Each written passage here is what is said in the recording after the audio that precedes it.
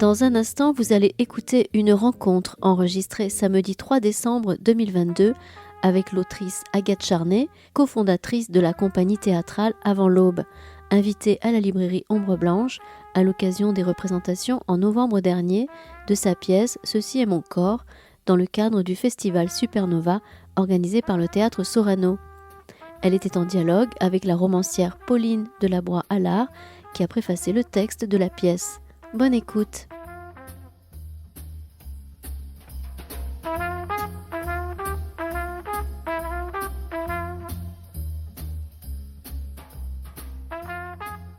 Alors en préambule, moi je voulais déjà bonsoir à tous et à toutes. Je voulais dire que Agathe, je la connais depuis qu'on est enfant, donc par conséquent on va se tutoyer. Voilà, ne soyez pas surpris. Mais on s'est dit que c'était quand même plus simple de ne pas jouer le jeu du vouvoiement. Et donc voilà, je suis ravie qu'on se retrouve aujourd'hui dans cet endroit en plus qui t'est cher. C'est vraiment joyeux. Alors, Agathe, pour ceux qui ne te connaissent pas parmi notre public, je vais rappeler un peu quelques informations. Tu es née en 1991. Après une formation théâtrale, tu as fait beaucoup de choses, du journalisme, des lettres modernes, arrête-moi si je me trompe, hein, des sciences politiques, de la sociologie autour des questions de genre notamment. Et aujourd'hui, tu crées des spectacles que tu écris. Et tu co-diriges aussi une compagnie, ta compagnie, qui s'appelle La Vie Grande. Tout à fait. Exactement. Et Ceci est mon corps. Et donc, j'allais dire ton premier spectacle, mais pas du tout, puisque je me souviens en avoir vu un autre avant ça. Alors, c'est le premier spectacle, non pas que j'écris, mais que je mets en scène, c'est-à-dire je vais tout au bout du processus d'avoir l'idée, puis de réunir des gens, puis des spectateurs autour de cette idée. Ça, on y reviendra, parce que j'aimerais bien en apprendre plus sur, du coup, cette trajectoire. Je vais revenir un peu sur le texte. Moi, je l'ai vu au théâtre il y a à peu près un an, à Paris, et j'ai été complètement bouleversée. Et c'est aussi, je crois, pour ça que tu m'as proposé de le préfacer plus tard quand tu as eu la chance de le voir édité. Pour ceux qui ne l'auraient pas vu, il est divisé en 3 parties. Ceci est ton corps, première partie, livré pour vous. Et ce sont nos corps, prenez et mangez-en toutes. C'est ça ?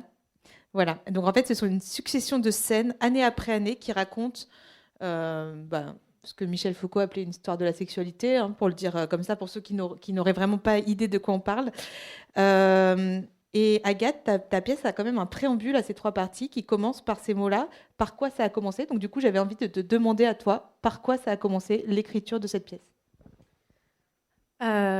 Oui, en effet, c'est vraiment la question qui revient en leitmotiv dans la pièce, livre, spectacle, je ne sais pas comment on peut l'appeler. Ça faisait un moment que je savais que j'avais envie d'écrire sur l'histoire des corporéités dites féminines. Je pense que c'est dans la lignée de notre génération d'après MeToo en 2016 qui a été très frappée par une série de podcasts, une série de pensées aussi. Voilà, on parle de 4e vague du féminisme. Et j'avais envie d'apporter à ma manière ma pierre à l'édifice de manière théâtrale. Puisque le théâtre s'emparait pas forcément tout de suite de cette nouvelle vague-là, et en partant de l'histoire du corps, voilà, de qu'est-ce que c'est l'histoire d'un corps, comment on la raconte, et c'était un peu mon fil rouge. Je suis allée faire de la sociologie du genre à l'EHESS pour préparer cette écriture, hein. Je suis un peu chevronnée, un peu une psychopathe de la dramaturgie et de la recherche, et une fois que je me suis imprégnée de toute cette matière, que je suis allée vraiment... aux origines des féminismes des années 70, des féminismes américains notamment, et des questions queer et de l'émergence des questions de genre, je me suis dit que la manière la plus honnête pour aller au bout de ce processus, ce serait de me prendre moi, mon corps, comme objet, comme terrain d'expérimentation, bien sûr de manière autofictive, hein, c'est pas un témoignage, et la narratrice, on en parlera sûrement lors de notre discussion aussi, devient personnage. Il y a évidemment des choses qui s'entremêlent, et en tout cas je me suis pris mon moi fictionnel, mon corps fictionnel comme objet d'étude, et ça m'intéressait de voir comment cette pensée très intime, très micro, pouvait aussi rejoindre le champ du théâtre, comment on confie cette matière-là à d'autres interprètes que soi, et comment enfin on le partage sur scène. Donc voilà, c'était ça le fil rouge. Ça a commencé par ça, comment on raconte l'histoire des corporéités dites féminines sur une scène de théâtre. D'accord, oui, je ne savais pas que tu avais étudié Ouais, cette... C'est impressionnant, mais ça ne m'étonne pas non plus tant que ça, venant de toi. Et alors, comment t'es venue l'idée de rebrousser chemin et d'écrire ce texte donc, sous la forme de scène chronologique? Parce qu'en fait, je ne l'ai pas dit tout à l'heure, mais donc, la pièce s'ouvre l'année de ta naissance, finalement, hein, c'est ça, en 1991. Et puis ensuite, se succèdent des scènes jusqu'en 2022. Et à chacune, sous forme de... Oui, voilà, de scènes, en fait, en réalité. J'allais dire de scénettes, mais non, de vraies scènes qui se succèdent. Et comment ça t'est venu, ce procédé, comme ça, d'écriture? Bah, ça me semblait assez logique qu'on puisse étudier, voir ensemble comment évolue ce corps. Et puis, pour moi, il y a quand même une terminaison très sociologique dans ce travail. J'aime bien ce que Annie Ernaux, très, très humblement bien sûr, appelle l'autobiographie impersonnelle, mais comment, par des terminaisons sociaux, en ayant aussi tout un faisceau d'indices pour savoir d'où vient un corps, puisqu'un corps est toujours un objet situé. Comme ça permet au lecteur, à la lectrice, de situer aussi l'histoire de ce corps et de voir comment les choses adviennent et comment elles sont prises dans un contexte, dans une époque. Il y a beaucoup de références à la pop culture aussi tout au long du texte. Comment ça va venir se ramifier, comment on en apprend aussi plus sur l'histoire des corps de femmes qui sont antérieures à la narratrice, l'histoire du corps de sa mère, puis de sa grand-mère, et comment en fait, à l'aide de ce faisceau d'indices, on peut se demander qu'est-ce que c'est le corps d'une personne dite femme au début des années 2020, comment ça se constitue. Donc c'était aussi une sorte de souci d'honnêteté, que le lecteur, la lectrice ait accès à beaucoup d'informations pour se dire ok, on parle d'une histoire précise dans un contexte précis. Oui, donc ça c'est vraiment du côté un peu théorique de ton écriture et du côté plus sensible. Comment ça s'est passé concrètement? Est-ce que tu as, je sais pas, est-ce que tu as replongé dans des albums photos? Est-ce que tu as contacté d'anciennes camarades? Est-ce que ça t'a amené à un travail comme ça, plutôt du côté un peu... oui, sensible et personnel, parce que la théorie du féminisme, c'est une chose, mais aussi ton texte, il est empreint quand même, on le sent bien, de tout un tas de souvenirs très quasi charnels, hein, voilà, de ce que c'était ton enfance puis ton adolescence aussi. Pas tant. Alors peut-être pour faire le grand cliché, j'ai écrit ce texte en confinement. Et du coup, j'avais beaucoup de temps. Et c'était pas forcément l'occasion de me replonger dans des archives ou des souvenirs, parce qu'en plus, j'étais pas confinée à un endroit où j'avais accès à cette matière-là. Mais j'ai quand même la sensation qu'ayant 30 ans, c'est pas si loin. Et du coup, c'est revenu tout de suite, en fait. Et... Ouais, ça a surgi vraiment je crois que je l'ai écrit en quelques jours, vraiment. Et du coup, c'était très présent, les souvenirs d'adolescence, comment on retricote l'enfance aussi, des épisodes que j'avais envie de raconter, certains qui sont empreints de réalité, d'autres non. Mais contrairement, en effet, à l'exercice du journalisme ou à de la socio, on va vraiment avec un devoir de vérité interroger quelqu'un et essayer d'être au plus près. Là, j'avais envie de faire vraiment le travail inverse et pas du tout d'aller interroger qui que ce soit, puisque je voulais créer une matière fictionnelle. Donc du coup, la vérité m'appartient quelque part. Et j'ai aucun devoir envers moi-même. En journalisme, on est très anxieux. Enfin, moi, j'étais peut-être pas une très bonne journaliste d'ailleurs, parce que j'étais très, très, très anxieuse de ce que les gens que j'avais interviewés allaient penser de ce que j'avais fait. Et je me disais, mais si je me plante, si c'est pas exact, et ça, à un moment, j'écrivais pour Le Monde, ça apparaît dans Le Monde, c'est affreux, quoi. Donc quand le jour où l'article paraissait, j'étais malade. Il paraissait le jeudi, je me souviens, parce que j'écrivais dans des suppléments du jeudi, et tous les jeudis, c'était la crise d'angoisse en me disant, je vais recevoir des mails. Et là, quelque part, avec soi, c'est merveilleux, parce qu'en plus, c'est soi puis fictionnel. Donc, personne ne peut venir me réclamer des comptes, si ce n'est moi. Voilà. D'accord, alors là, je propose que tu nous lises un extrait, si tu es d'accord, de la première partie, Ceci est ton corps. Oui. Entre deux, 1996. Très vite, chez moi, quelque chose semble à côté. C'est peut-être dans la façon dont je bouge mon corps, un genre de sursaut de petits veaux maladroits, des bondissements de grenouilles. Je ne suis pas de celles qui font tourner autour d'elles le plissé de la jupe corolle de fleurs. Mes cheveux, amas touffus de matière paléacée, ne sont jamais coiffés. Ma mère n'arrive pas à m'attraper avant d'aller à l'école. Je glisse entre ses doigts en me tortillant sur moi-même comme une bougie rétractée, tandis qu'en vain elle crie, la mère, mais ne sors pas comme une sauvage. Sauvage. J'aime ce mot jusqu'au délice. Dès la maternelle, j'ai des trous sur mes collants neufs, mes boutons jamais accrochés comme il faudrait, mardi avec mercredi, Pierre avec Paul, ces expressions de mes maîtresses me hérissent.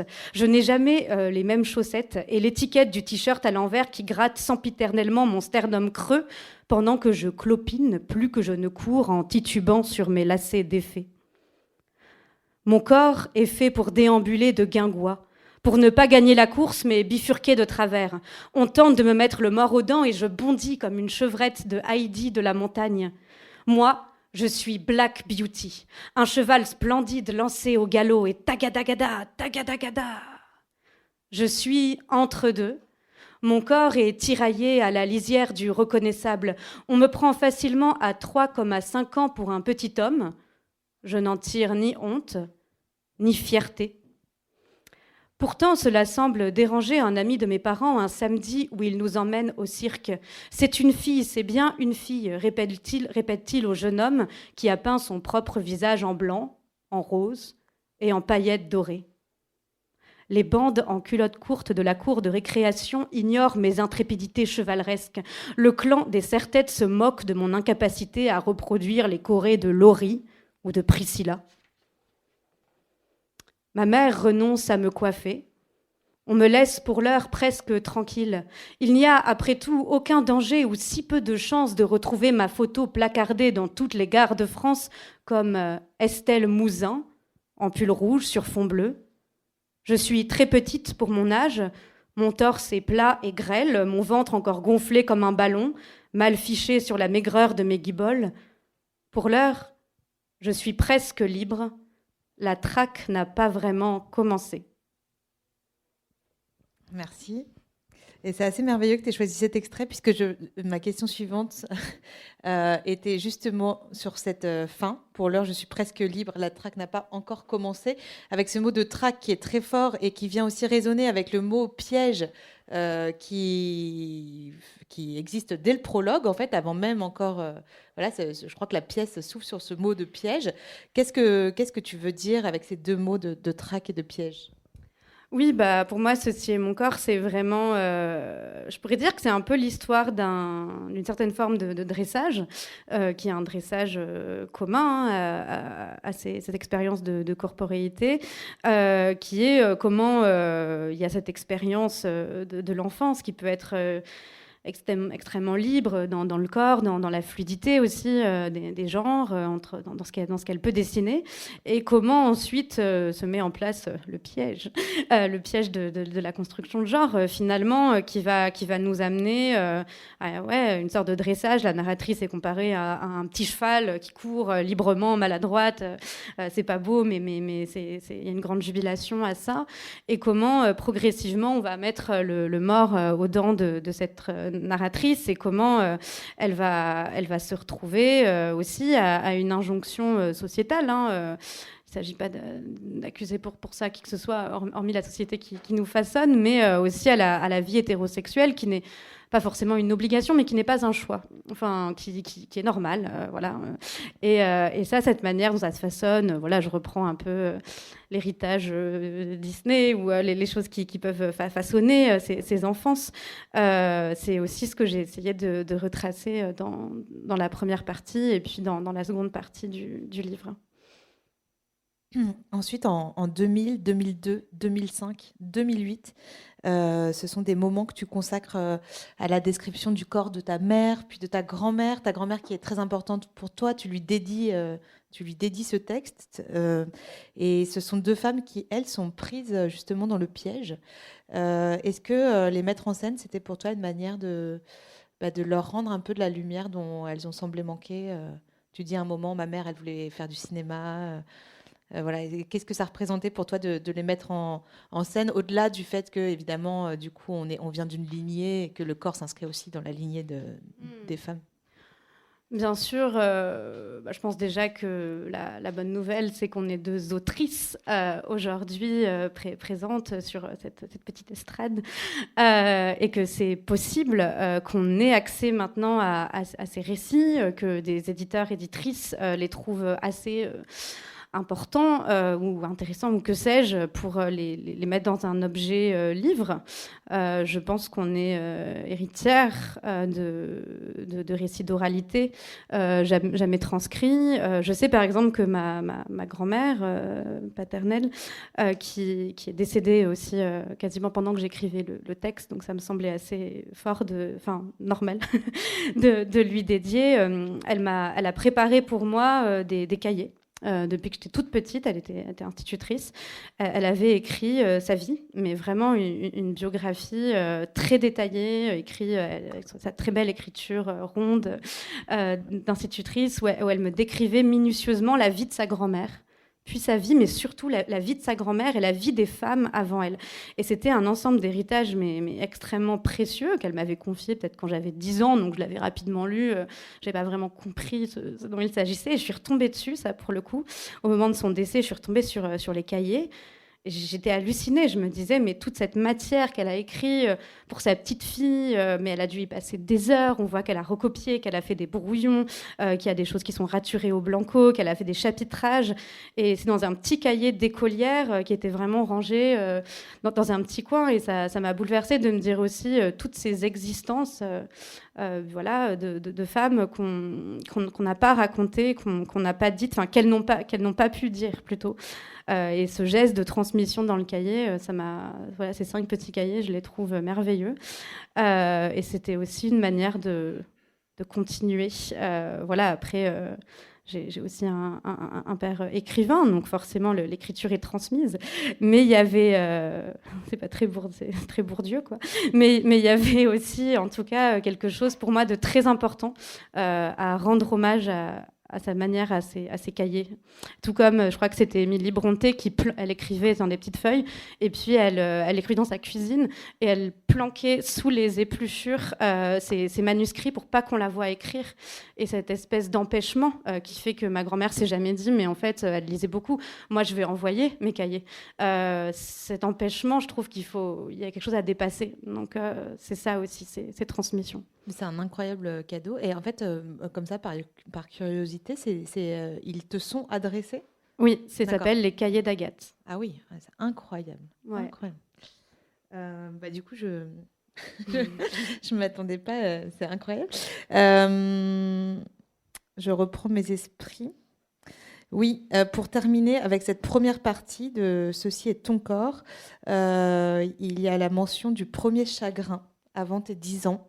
Un chagrin que tu décris avec des mots extrêmement forts. Tu dis « Je serais dévastée de chagrin pour des mois, anéantie pour plusieurs années ». Est-ce que c'est ce chagrin, le point de basculement pour la narratrice, est-ce que c'est ce chagrin-là que tu dirais être le point de départ de ce cheminement ensuite que tu sembles mener quand même depuis longtemps, en fait, finalement? Donc ça raconte une histoire de fusion entre deux petites filles, mais petites, quoi, mais qui sont dans une amitié très, très, très forte, et qui est une amitié que l'on sépare. et qui forment une béance dans une partie de l'enfance de cette narratrice. Et moi, je me suis aussi beaucoup intéressée à toutes ces amitiés qu'on a quand on est enfant, quand on est ensuite adolescent, entre femmes ou entre hommes d'ailleurs, qu'on ne nomme pas, ou qui deviennent suspectes ou suspicieuses. Et qu'est-ce qui se passerait si ces amitiés pouvaient, quand un garçon et une petite fille passent beaucoup de temps ensemble, ils sont amoureux, nanana, deux petites filles ensemble, au bout d'un moment, c'est bon. Hein, et deux garçons ensemble, c'est encore pire. Il y a une suspicion que il faut qu'il arrête. Et du coup, oui, bien sûr, cet épisode-là, pour moi, c'est ce chagrin-là très fort, non pas pour cette histoire-là en particulier, mais de dire tout ce qu'on empêche si jeune, et encore ce on est sociétal, hein, mais c'est ça que j'avais aussi envie de dire, quel regard on porte sur ces vies d'enfants, qui sont des vies très intenses, où les chagrins sont des chagrins très profonds, les amours, des amours hallucinantes, et tout ce qu'on empêche, en fait. Et ça, tout ce qui est empêché, c'est ça aussi, c'est par quoi ça commence, c'est ça aussi. Est-ce que tu serais d'accord de nous lire un passage de la deuxième partie ? Oui. Belle du Seigneur, 2013. Alors, l'année de mes 22 ans, comme une sorte de miracle venant couronner mes efforts, je peux enfin ramener chez moi le trophée de tous les triomphes. Pour la première fois de ma vie, j'ai un petit ami, un authentique petit ami, avec des yeux bleus, des cheveux blonds, une peau claire, une voix grave et une taille haute. C'est un petit ami en kit, une perfection que j'ai méritée. Le petit ami et moi, nous nous aimons d'un immense amour. C'est une certitude aussi bleue que ses yeux, aussi pure que la mer, aussi immense que les plus immenses montagnes dans lesquelles, pour les premières vacances de nos vies d'adultes en couple, nous allons marcher. À mon tour, et comme elles l'ont fait avant moi, j'abandonne les confidences et les soirées en compagnie de mes amis, pauvres et pâles palabres face à la splendeur immarcessible de ma mise en couple. Et c'est comme dans les films. Pour cet amour nouveau qui monte subitement et qui étreint nos jeunes cœurs à les en faire exploser, oui, pour cet amour nouveau annoncé et attendu depuis la nuit des temps, je suis prête à donner mon âme, à me jeter en haut d'une falaise comme dans Breaking the Waves. Avec lui, tout est soleil. Les oiseaux chantent dans les parcs à la tombée de la nuit comme dans Coup de foudre à Notting Hill. Nous faisons l'amour comme des dieux, à s'en pâmer de plaisir. Et c'est comme dans les livres. Je souligne dans Anna Karénine cette phrase que je trouve belle, si belle que je l'inscris dans mon studio minuscule d'étudiante dans la grande ville, gravée à même le mur au feutre rouge sang. This sacrifice? What sacrifice? This is my happiness. Très vite, je confie au petit ami mes moindres contrariétés, mes moindres envies, mes moindres faiblesses. Très vite, il veut tout savoir de moi et je dois tout lui dire. On ne cache pas son âme à Dieu et il est l'œil qui voit tout. Très vite, il semble débusquer mes petites cachotteries, déceler le plus minuscule de mes mensonges, dégoter mes secrets les mieux enfouis. Je ne cherche pas à protester. J'abdique presque immédiatement en état d'extase. Notre amour est plus grand que nous. Il est tout ce que nous possédons, la seule chose sur laquelle nous ayons prise. Cet amour nous survivra bien après notre mort, car il sera fécond. Au nom de cet amour, il se doit de tout savoir, et je ne dois jamais, jamais profaner son nom. Seigneur, je ne suis pas digne de te recevoir, mais dis seulement une parole et je serai guérie. Merci. C'est super d'entendre le texte à nouveau pour moi. Ouais, je l'ai jamais lu en plus, donc, ah bon, donc c'est marrant. Je l'ai beaucoup entendu, mais... Dans cette deuxième partie de la pièce, on assiste, donc elle va, c'est des scènes qui se situent entre 2011 et 2019. On assiste à une multiplication et à la description parfois très crue de violences faites au corps de la narratrice, la violence conjugale qui va très vite arriver avec ce fameux petit ami.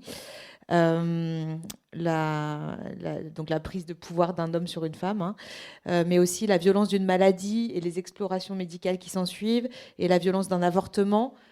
Comment, Agathe, on écrit la violence?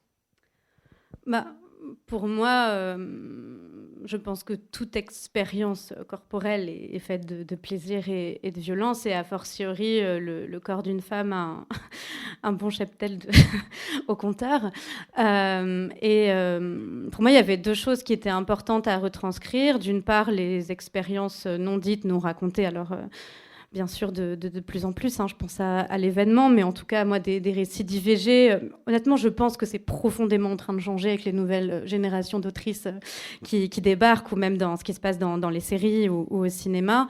Mais moi, une lecture d'IVG des années 2010-2020, je n'en avais jamais eu. C'était vraiment un récit... un peu, on continuait à se confier clandestinement ces expériences-là. On avait toute une amie qui nous racontait comment ça se passait. On savait limite comment ça allait se passer avant de l'avoir vécu. On savait qu'il y avait plusieurs chances statistiques pour que ça puisse arriver. Mais pour moi, c'était très important de réfléchir à comment la raconter, puis la mettre en scène et la représenter. Voilà, puisque moi, je me dis, c'est hallucinant quand même que sur des scènes de théâtre, même si c'est en train de changer, ces expériences-là, de la fausse couche, de l'IVG, du deuil périnatal, ces expériences corporelles. J'aime bien aussi ce que Camille Froide-Vaumétry, elle appelle ça le féminisme phénoménologique, mais vraiment du phénomène. Et on n'est pas là pour se dire est-ce que c'est l'histoire du corps d'une femme cis ou pas, mais en tout cas, dans quelle manière ces phénomènes ne sont pas explicités, pas racontés. Donc ça, c'était important, très important. Et puis cette histoire justement de petite amie, donc une bonne relation toxique, hein, comme on les appelle aujourd'hui. C'était justement pour moi tout ce parallèle avec cette espèce que l'amour est une sorte de nouvelle religion. C'est dans Les sentiments du prince Charles de Liv Strömquist, où il y a un sociologue qui décrit ça de manière très intéressante, où la monogamie et comment on se jette avec une sorte de jouissance un peu délétère, et le petit ami et elle dans ce schéma-là d'abandon total, remise on remet les clés de sa liberté dans les mains de quelqu'un, et comment la narratrice et cette personne sont également responsables. Alors attention, hein, je mesure mes propos, mais comment tout est fait dans le dressage pour y aller, même avec bonheur, et qu'on écrit This sacrifice, what sacrifice, this is my happiness. Moi, c'est une phrase, quand j'avais lu ça, j'étais là, mais oui, c'est ça, il faut se sacrifier, souffrir, et de là viendra mon bonheur. Mais c'était une sorte d'évidence.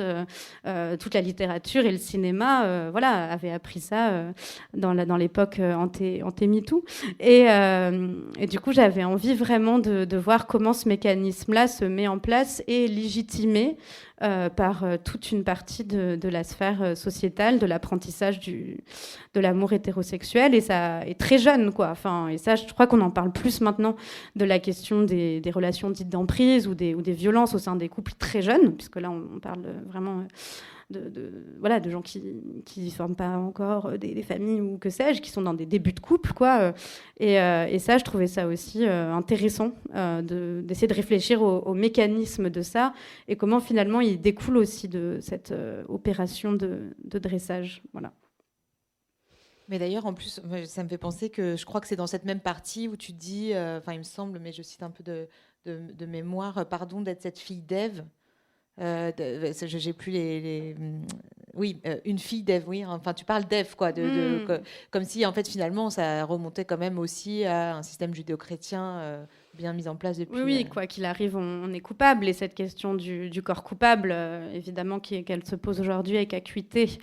Dans toutes les questions de MeToo, par exemple, que forcément, ou dans les questions de déposition de plainte pour viol, il y a un très beau livre de Mathilde Forget, d'ailleurs, qui s'appelle de mon plein gré, qui décrit tout le mécanisme judiciaire, où en fait cette notion, elle compare l'expérimentation de la déposition de plainte pour viol au procès de Kafka. Et il y a également cette culpabilité là inhérente, et la punition vient de cette culpabilité. Enfin, il y a une sorte d'absorption comme ça.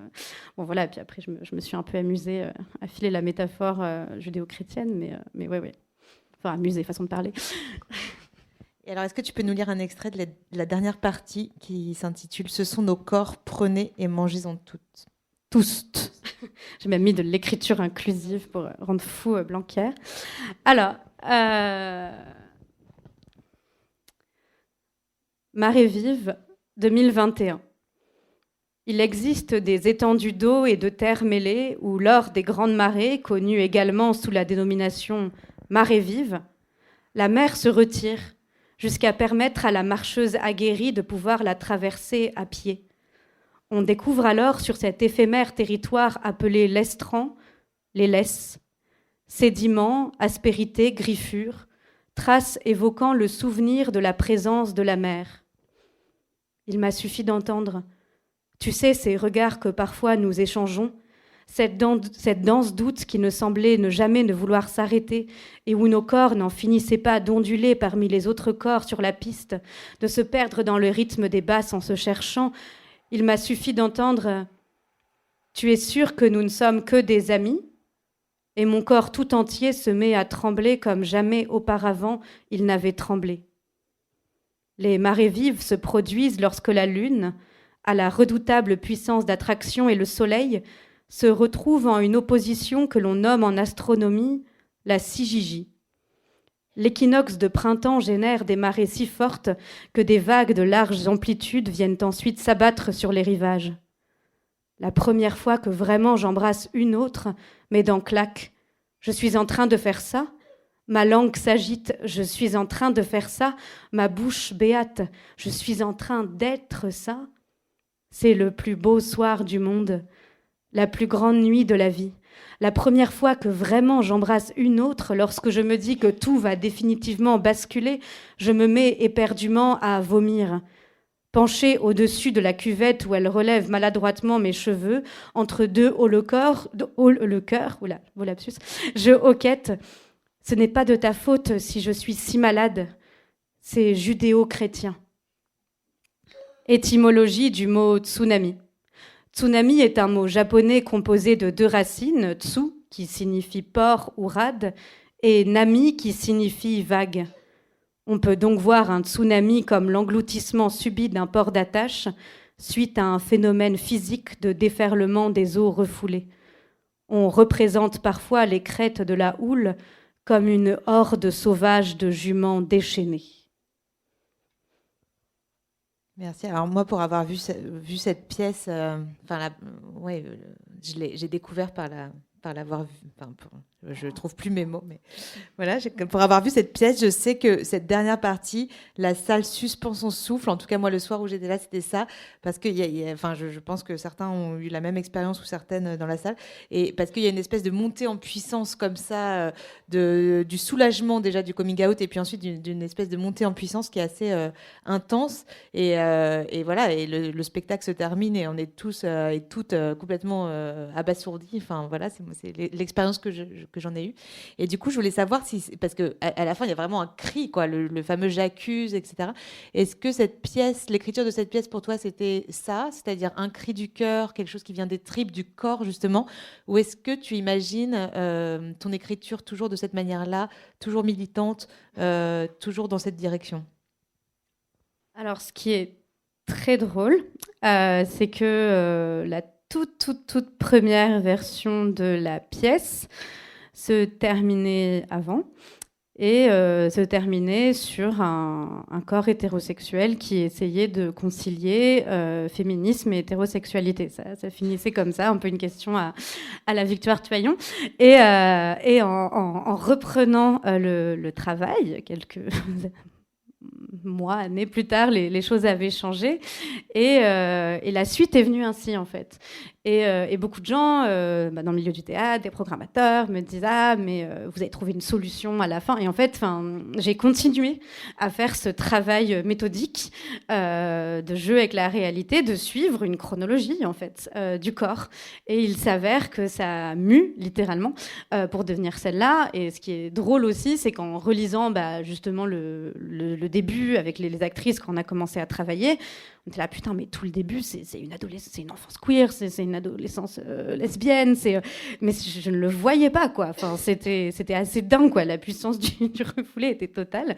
Et du coup, ouais, à ce moment-là, c'est sorti vraiment comme un énorme, comme un cri, comme un jaillissement.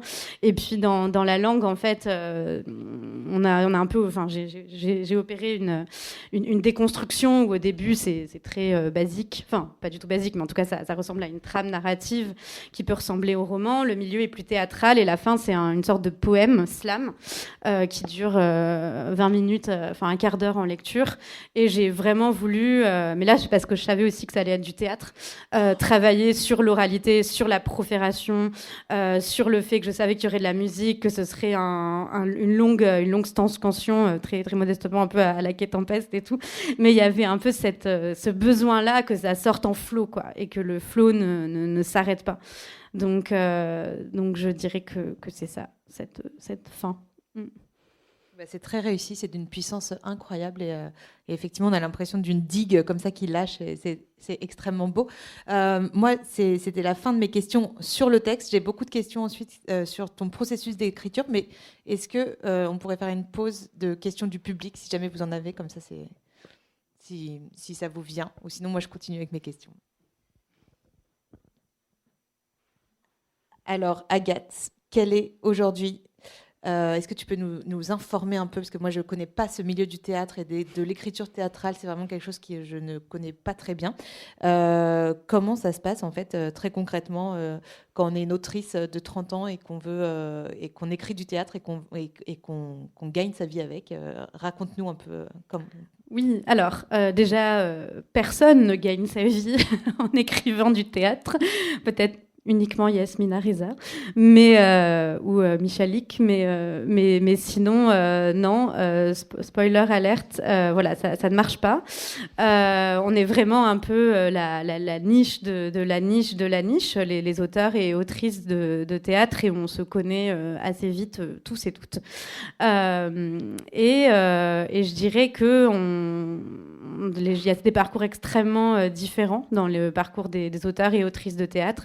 Une des voies les plus classiques, c'est de faire du théâtre à côté, soit de mettre en scène ses textes, soit d'avoir une activité d'acteur ou d'actrice, d'interprète, voilà. Et après, il y a d'autres auteurs-autrices qui, eux, sont plus loin du plateau et qui vont écrire des pièces loin des comédiens-comédiennes.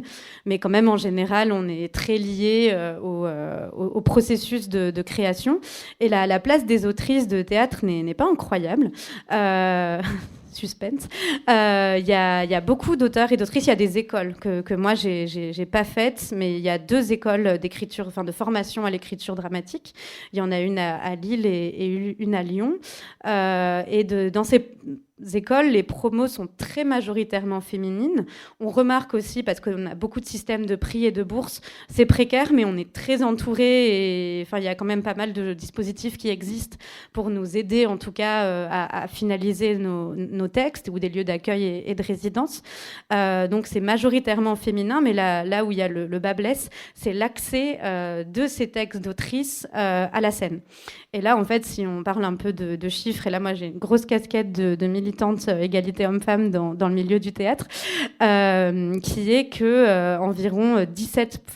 dans tout ce qui se monte d'auteurs et autrices contemporains vivants, c'est que 17% de textes de femmes en moyenne qui sont montés, donc c'est vraiment très très peu, sachant qu'elles sont plus nombreuses à être primées, plus nombreuses à être présentes dans les formations, mais ça je crois que c'est un peu le cas dans toutes les formations artistiques où il y a beaucoup plus de femmes, et puis quand on accède au poste de direction ou au point de visibilité, il y a une sorte d'évaporation de plafond de fer, j'ai même pas envie de dire que c'est un plafond de verre, et du coup...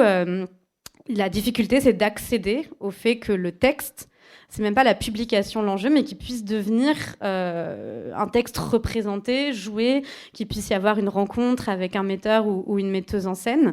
Et ça, je dirais que c'est vraiment tout l'enjeu pour nous, et que la plupart des autrices de ma génération, la façon dont on répond, c'est ce que moi j'ai fait, c'est qu'on monte nos propres textes. Donc la manière d'accéder au plateau, ça va être de mettre en scène son texte de théâtre. Mais c'est encore un territoire, on se dit, le théâtre c'est très ouvert, pas du tout. Et c'est encore un territoire vraiment à conquérir, si on peut parler en ces termes. Non, pas à conquérir, à investir. Voilà. Bah en tout cas, c'est très intéressant tout ça. Et du coup, tu as un peu anticipé ma prochaine question qui était comment tu passes. Donc, tu nous as dit que tu avais écrit ce texte très rapidement, c'est ça ? En combien de temps à peu près, tu saurais dire ? Une première version en quelques jours. Après, il a dû se passer 1 an et j'ai retravaillé 3-4 jours.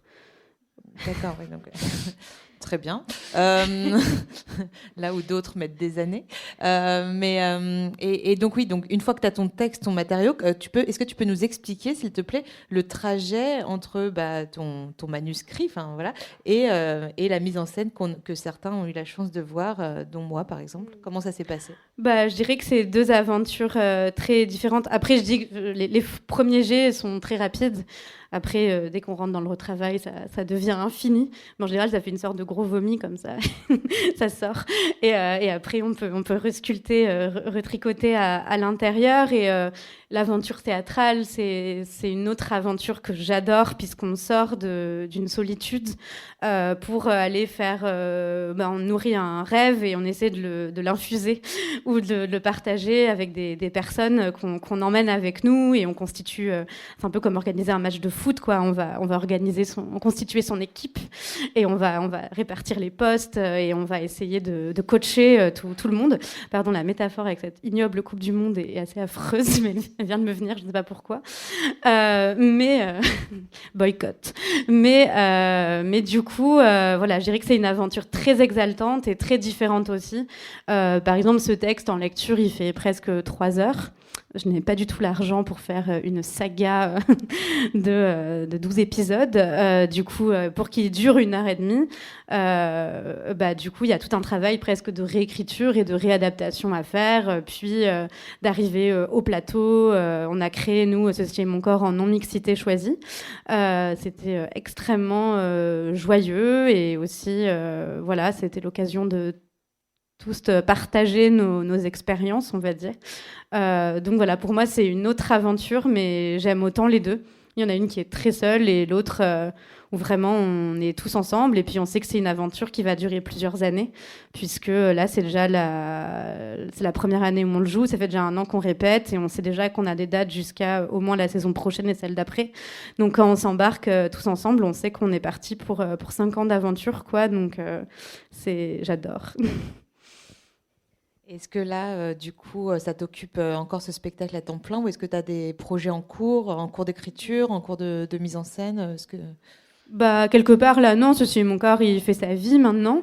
Il était à Toulouse il y a 2 semaines, mais là, j'ai presque plus rien à faire. Quand je suis en tournée, j'ai honte, parce que je le regarde et puis je fais quelques petites notes à la fin. Donc non, là, il va avoir une vie en tournée, voilà, qu'on espère la plus riche et la plus longue possible. Et du coup, là, moi, j'ai différents projets en tant qu'autrice de théâtre où on peut me commander des textes. Voilà, c'est un peu comme ça qu'on peut vivre quand on est auteur.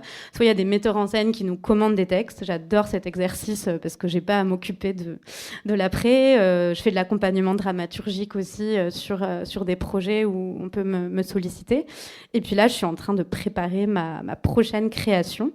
Qui sera ça n'a rien à voir, qui sera une comédie musicale sur l'effondrement par le prisme des forêts.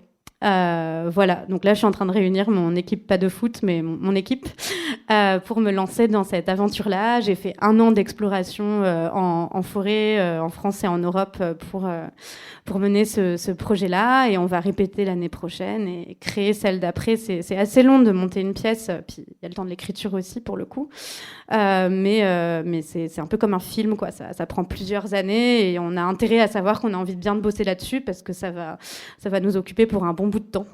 Donc et là je vais écrire des chansons, enfin voilà, j'essaie de rendre l'effondrement moins glauque. Donc voilà, nouvelle aventure à venir en théâtre. Voilà. Bah, merci. Est-ce que vous avez à présent d'autres questions? Toujours pas. Non, mais n'hésitez pas, c'est comme, je sais, hein, c'est la première, c'est la plus difficile. Et après, il y en a plein souvent. En fait, on se rend compte qu'il y en avait plein. Qu'est-ce que c'est le travail de mise en scène? Ouais. Après, je pense que chaque metteur ou metteuse en scène a une réponse différente. Mais pour moi, c'est un peu être le... J'ai que des métaphores pourries, mais bon, allez, je continue. Je suis le capitaine d'un bateau. Mais c'est ça. C'est-à-dire qu'on va évidemment travailler la façon dont le texte est dit, l'interprétation, ce qu'on appelle dans le jargon les places. Mais moi, je travaille aussi avec une scénographe qui m'aide à penser l'espace, avec la lumière, qui va proposer comment on habille, on éclaire le plateau. En fait, pour moi, c'est que des créatrices, et chaque chose, c'est une écriture. La scénographie, c'est une écriture. La lumière, on écrit autre chose encore du spectacle, le son. Et en fait, on essaie d'assembler tout ça, toutes ces énergies de création. Moi, j'aime bien travailler de manière assez horizontale, où tout le monde est un peu libre de proposer, y compris les interprètes. Elles ont tout à fait le droit de me dire, là, cette phrase, ça va pas du tout. Là, j'ai pas du tout envie de le dire comme ça. Et moi, ça va me faire aussi chercher. Ça va beaucoup déplacer le texte. Et ensuite, on essaie de construire le spectacle, hein, que ça se tende et qu'il y ait une réaction, si possible, en face. Moi, j'aime bien penser que le théâtre, il faut que ce soit le plus vivant possible. Ça s'appelle pas spectacle vivant pour rien. J'ai envie que ce soit actif, que ça puisse agir avec et sur le spectateur ou la spectatrice. Donc, je dirais que pour moi, la mise en scène, c'est ça, c'est être le capitaine de ce gros bateau et emmener tout le monde à bon port. Voilà.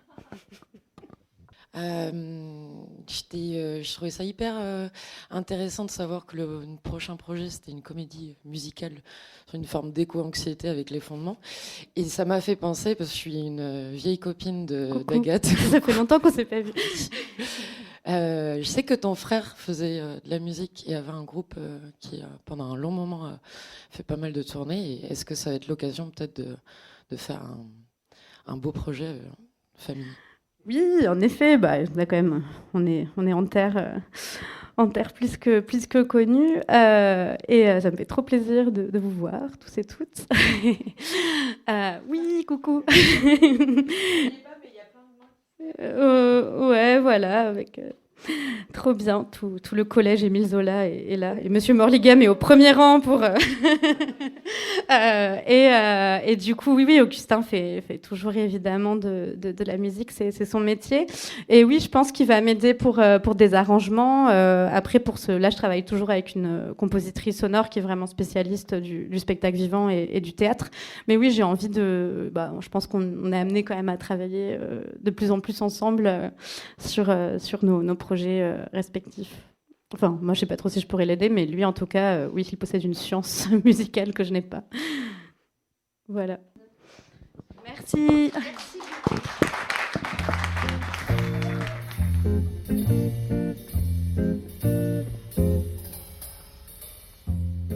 Il s'agissait d'une rencontre avec l'autrice et metteuse en scène Agathe Charnay, en conversation avec la romancière Pauline Delabroix-Allard, à la librairie Ombre Blanche, samedi 3 décembre 2022, dans le cadre des représentations en novembre dernier de sa pièce « Ceci est mon corps » lors du festival Supernova du théâtre Sorano. Le texte est édité aux éditions L'Œil du Prince. Réalisation et mise en onde de la rencontre, Radio Radio.